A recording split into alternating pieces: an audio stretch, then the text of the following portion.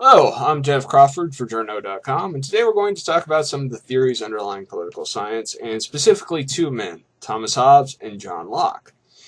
Now, why do these two men matter? Well, they're the developers of what we call social contracts, where people, are ruled by consent. They agree to be governed. Now, why does this matter? We, the people of the United States, in order to form it's the theory that underlies pretty much all modern political systems. Of the two, Thomas Hobbes came first, writing during the English Civil War, and during Oliver Cromwell's taking over of England. What Thomas Hobbes does is he goes back to the state of nature, where man and nature before civilization. It's the battle of one against all or all against all, where a man isn't safe anywhere. He has to be eternally vigilant to protect himself and his property. The strong get the best, women. The strong get the best meat. The strong get the best tools. But the weak can sneak up on the strong while they're asleep, kill them, and take their stuff. In order to deal with this, uh, all men, give up their power to a central authority that keeps them safe. It's like this guy agrees to watch my back, and therefore I agree to watch his back, on and on and on, and that's how societies form, in Hobbes' opinion. He's important because before him, no one had ever really thought like that. Kings were kings because they, governed by divine right. God wanted them to rule. That's how they'd come up on top. He is the first person to sort of develop this theory of the people, where the people consent to be ruled, not because they say, okay, you can rule me, but because it's implied consent. They don't care enough to overthrow you, therefore they're consenting to be ruled by you because apparently they don't mind it that much. Locke comes in about 100 years later, and Locke is writing after the English Civil War and after the Glorious Revolution, when England is a monarchy again. But it's a monarchy with serious limits to the monarch's power. And Locke develops this theory. He also goes back to the state of nature, where it's the battle of all against all. But here it's a kinder, gentler state of nature, where man doesn't always seek to murder his fellow man. Sometimes they just don't get along, and they give up enough power to a central authority to mediate their disputes in a fair way, so it doesn't escalate. And it also depends on consent. You consent to be governed by this authority.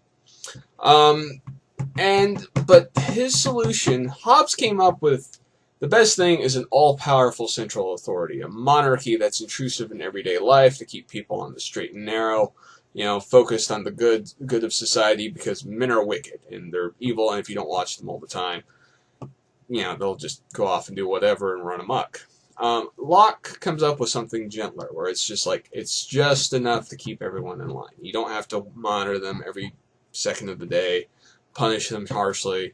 You just have to do enough to keep them in line, let them have opportunities, be fair, and they'll keep to the straight and narrow because it's in their best interest. And it's the underlying thing of political sovereignty, elections, popular votes. These are the theories that underline them. Now, there are some flaws. For one, you notice I'm always talking about the state of nature, man does this. There's no role for women in the state of nature these two guys came up with.